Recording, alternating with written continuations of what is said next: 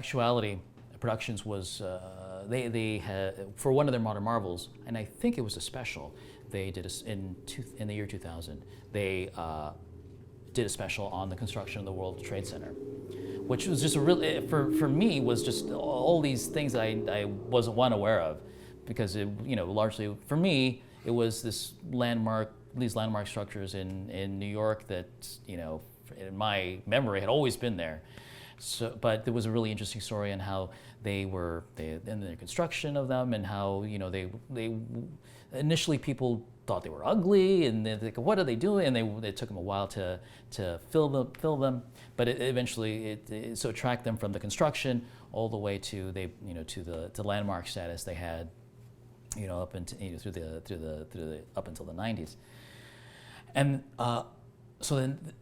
What happened after the events of September 11th, 2001, was that Actuality had all of this historic video, all the historic footage on the construction of the towers, and these interviews with people who worked at the towers for years and years, who had perished in the events of 9/11. So what came, and just coincidentally, I had been editing at Actuality, so I had the opportunity to work on this revised special that that Actuality did for the History Channel, and I believe the title was called "The World Trade Center: The Rise and Fall of an American Icon," and I believe, if I get the time right, it was only a few months after September 11th. It was very, very shortly thereafter that we were doing this. So, for those of us who were adults at the time, that was just this extraordinary event. There's really no, in my lifetime, there was no real analog to this before or after. There've been significant tragic events, but it just had this really, for me, I'll speak for myself personally, just had this really significant effect on. And of course, for someone who didn't lose somebody personally in it. So we would come to do the show, and the producer Lee Schneider, I believe that's the story producer, the producer's name. He put together the script, and the show was going to look at the construction of the towers. We're going to again revisit the really, really fascinating, interesting story about the construction of the towers, but also look at structurally what occurred that caused the buildings to collapse and what went on. Not looking at anything other than that, just looking at those two stories. So. So you might say, "Oh, what's the big deal, Julian? You've cut these things together before." But we were really, it was really in the wake of these events. So I felt some trepidation, like, "Oh, how do you tell this story? How?" And then at one point, Lee, the producer, we had the conversation of like, "Well, what are we gonna do for music?" And part of me is thinking, it's like, "Oh." You can't put music. I felt in some way music would trivialize the whole subject. But Lee had this idea. He said, I just have this, not as a more thematic idea than as an approach. But he said, to me, what occurs to me would be a perfect accompaniment with the sound of one child singing. And so I thought, the first thing that occurred to me was the score to the movie Glory, which featured I try to remember the name of it, the Harlem Boys Choir. I'm not sure if that's the name of the choir, but it was there was a choral group of young boys that were featured on that soundtrack, and also what that soundtrack was at once heroic and it was also really filled with melancholy, triumphant and sad at the same time. And for me, that entirely fit the subject.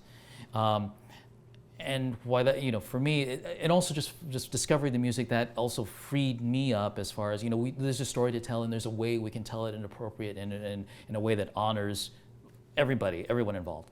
So if you think a television show does, and I felt it did. But also it for me it distilled the conversations that editors, and I'll speak from an editor's point of view, editors can have with their collaborators. Wherein the collaborator doesn't have to say exactly what I want. For instance, Lee didn't have to say, he didn't have to write paragraphs and paragraphs of the kind of music he wanted. He just needed one image, and that opened up, for me, this whole other way of looking at it. And it happens with almost every project I have, particularly when we start from the very, when we're starting, is that how do you think we should do this? Well, I think, I'm thinking about, and then they'll come up with some kind of image or some idea that got them to that point. And we may not even include that, but it was the thing that got us started. For me, that's what I always look for, is like, what is the one valuable thing for you, my collaborator, if you're the director or the producer? What is that one valuable thing that is your mission statement, or the one thing that you're passionate about, that this whole enterprise is about? What is that? And if we're able to identify that and agree on that, that informs everything that I do. So in that particular piece about the World Trade Center, was that then we were, for me, and I was able to then get in alignment with the producer, and also approach it in a way it informed everything that I was able to edit. And so another thing about that was also there was just the rigor that I had, because we were using footage that was shot by the Port Authority, news footage, but rather than showing it in a exploitive way, I just really, both of us, all of us involved in it, we really wanted to show it in a way that was also informative, so that we made sure that rigorous about the timelines and the things that happened when they happened, and also trying to be as respectful as we can of all the people who were there. There was so that was I always take my responsibility very, very seriously, but in that case I recognize it was more than just having it be an engaging piece of entertainment. I knew that if anyone who was very personally involved in this, that they would look at that and they would recognize that we wanted to honor the events, and not really seem like we're exploiting it in any way. And that was never from anybody that was ever the case. But if I was selecting shots, I just felt, oh, is this shot the better one, or this shot the better one? So it was as an edit experience, it was really, really a valuable one for me, and a really rewarding one, because I think it was a very informative and very good show.